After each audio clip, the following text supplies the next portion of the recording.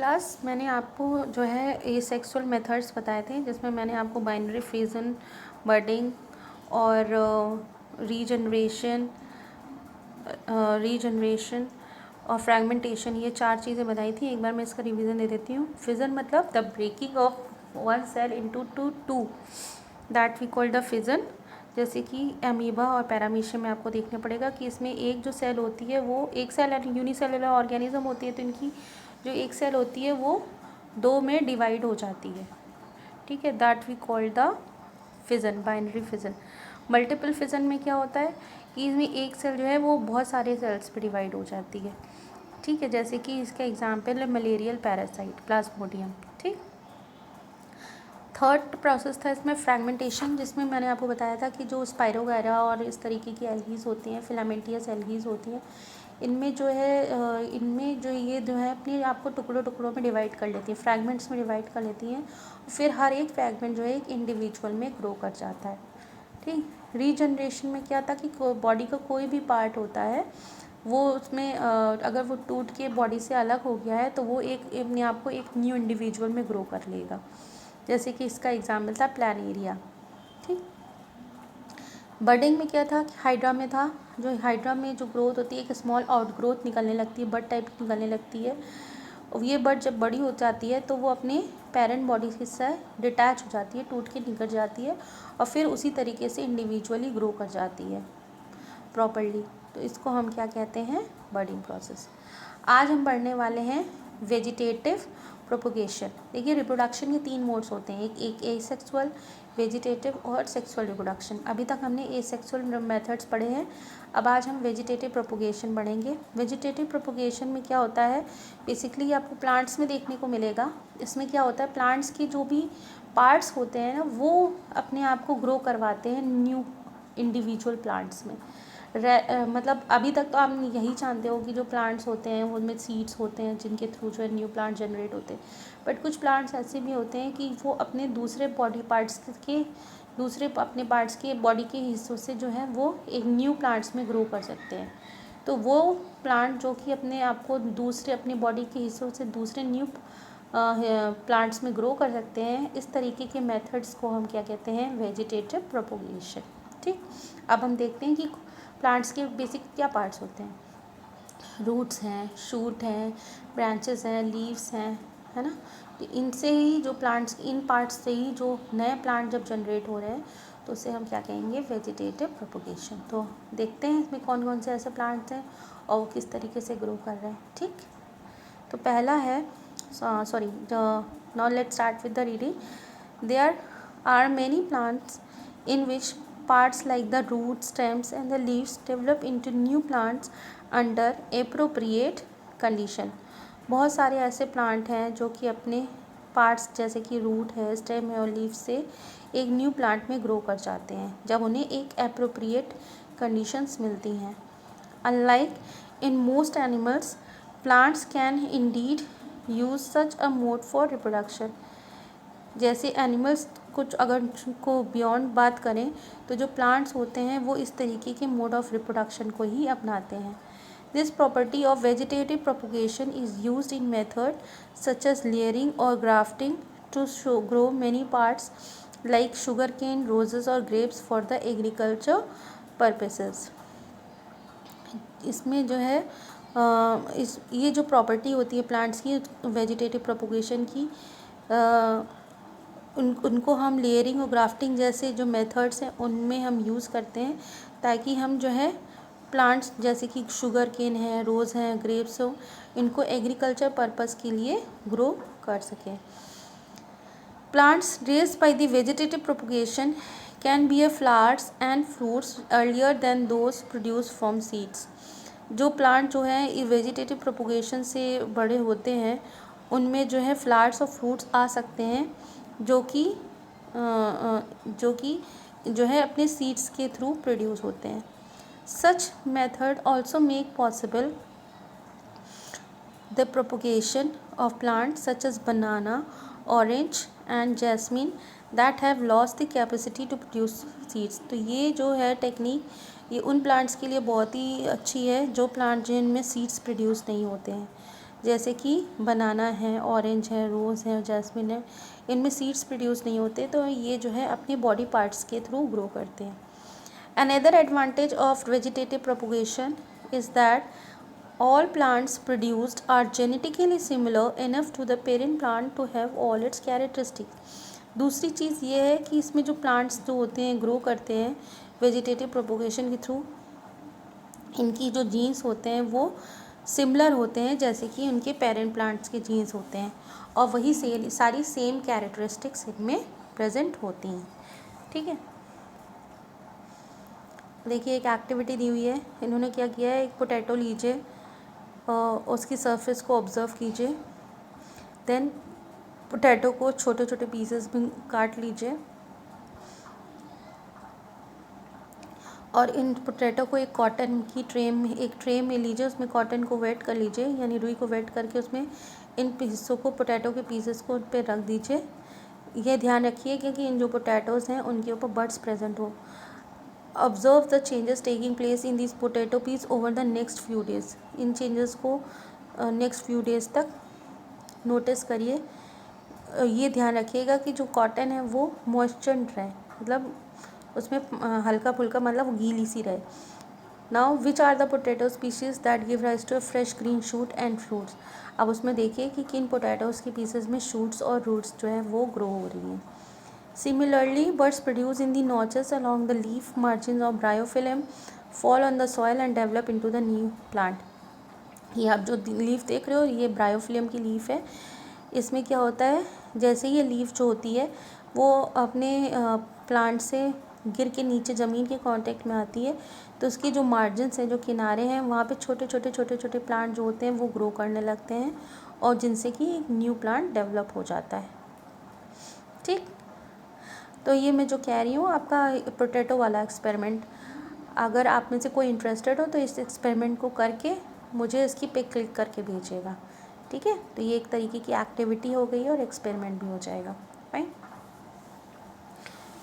Next है tissue culture. Tissue culture देखते हैं क्या होता है। In tissue culture new plants are grown by removing tissues और separating cells from the growing tip of a plant. In जो tissue culture की टेक्निक है इसमें न्यू प्लांट जो होते हैं वो ग्रो करते हैं। कैसे, जब हम किसी भी ग्रोइंग टिप प्लांट की जो ग्रोइंग टिप होती है उसके कुछ टिश्यूज़ या उसके कुछ सेल्स जो हैं उनको निकाल लेते हैं। फिर then what happen, the cells are then placed into the artificial medium where they divide rapidly to form small group of cells और कैरेट्स। फिर इन सेल्स को जो है हम एक आर्टिफिशियल मीडियम में ग्रो कराते हैं।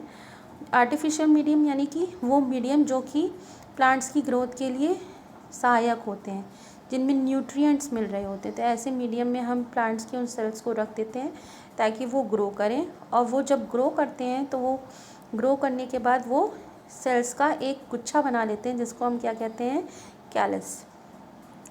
Then the callus is transfer to the another medium containing hormones for growth and differentiation.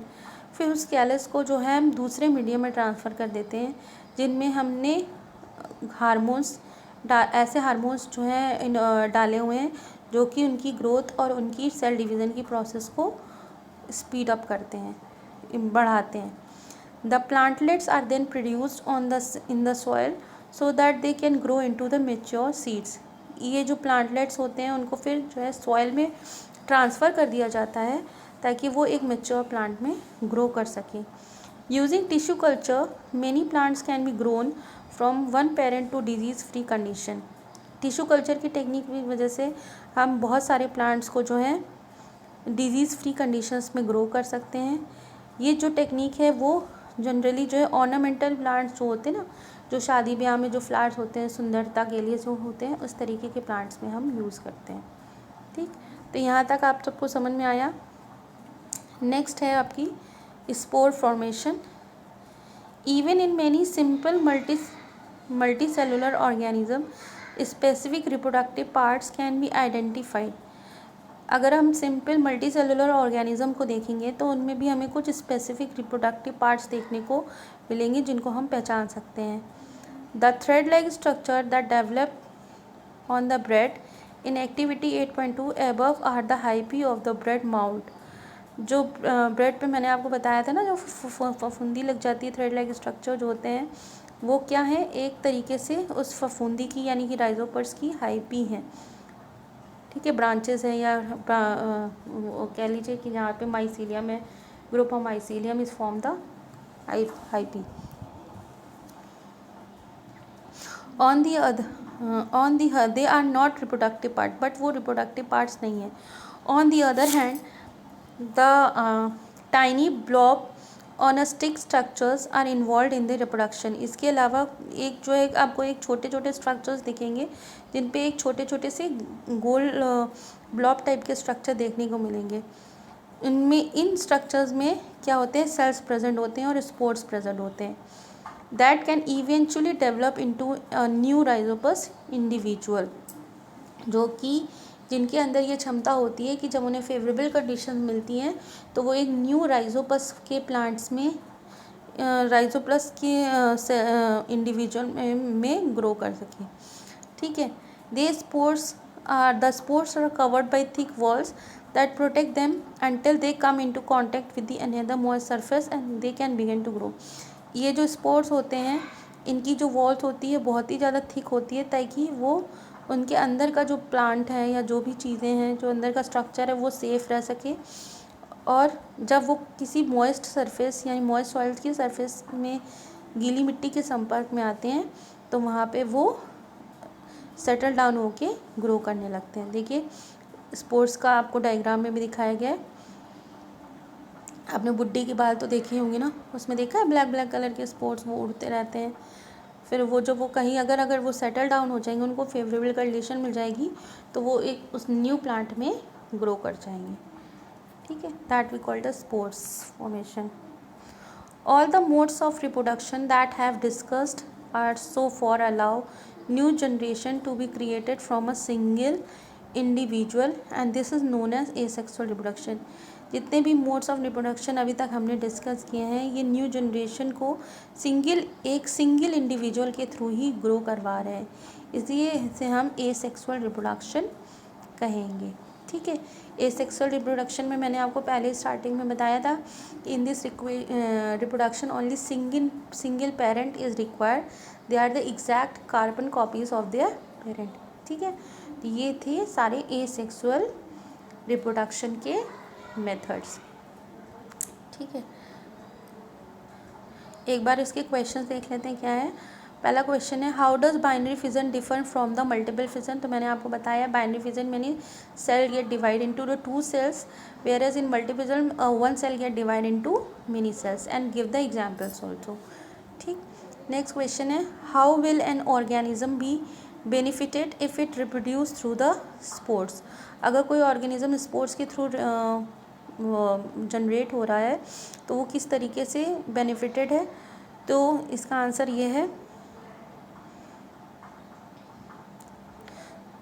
ये जो ऑर्गेनिजम्स होते हैं, ये जो ऑर्गेनिज़म है, ये थिक वॉल से कवर्ड होते हैं। ठीक है, सिंपल मल्टी सेलुलर ऑर्गेनिज़म होते हैं जिनमें स्पेसिफिक रिप्रोडक्टिव पार्ट्स इनके जो है आइडेंटिफाइड होते हैं। ये जो ऑर्गेनिज़म्स हैं, ये आराम से जब भी एक मॉइस्ट सरफेस मतलब ये इनको हमको सेफ करके रखने की ज़रूरत नहीं है। जब ये अपने आप ही इनके ऊपर जो एक कवरिंग होती है वो प्रेजेंट रहती है, तो ये जब कवरिंग जब ये अपनी एक ऑप्टिमम कंडीशन अपनी ग्रोथ की पाते हैं या जहाँ पे जो मॉइस्ट सॉइल हैं वो पाते हैं, तो ये अपने आप ही ग्रो कर जाते हैं। इनके लिए हमें जो है किसी तरीके के एफर्ट करने की ज़रूरत नहीं होती है। ठीक है, can you think of reasons why more complex organisms cannot give rise into new individual through regeneration। तो इसका आंसर आप लोगों को अपने आप पहले करना है, फिर हम आपको इसका आंसर बता देंगे कि जो इसका क्वेश्चन आपसे ये पूछा जा रहा है, जो कॉम्प्लेक्स ऑर्गेनिज्म है वो जो है वो रीजनरेशन की प्रोसेस के थ्रू क्यों नहीं जनरेट कर सकते हैं। तो ये थोड़ा सा इम्पॉसिबल चीज़ है। छोटे ऑर्गेनिजम्स तो ग्रो कर सकते हैं पर बड़े ऑर्गेनिजम्स कैसे ग्रो करेंगे, उनके अंदर ये कैपेबिलिटी क्यों नहीं है। ठीक, Why is vegetative propagation practiced for growing some type of plants? तो वेजिटेटिव प्रोपोगेशन जो होती है उसमें जो डिजीज़ फ्री प्लांट्स होते हैं, आपको एग्जैक्ट का प्लांट्स जो पेरेंट के तरीके के ही प्लांट्स आपको मिलेंगे, ठीक है। Why is DNA copying an essential part of the process of reproduction. तो DNA कॉपिंग जो है वो एक रिप्रोडक्शन का एसेंशियल पार्ट क्यों है, ये मैंने आपसे पहले ही टॉपिक में डिस्कस किया था। तो आई जस्ट वांट कि पहले आप लोग अपने थोड़े से आंसर्स अपने आप दीजिए, फिर I check it and then I give you the correct answers. I discuss the answer in my last after the completion of the chapters I give you the answers, but before that मैं ये चाहती हूँ कि आप लोग पहले try करें। अगर आप लोग क्लास में होते तो सबसे पहले मैं आप लोगों से डिस्कस करती सारे आंसर्स, ठीक है।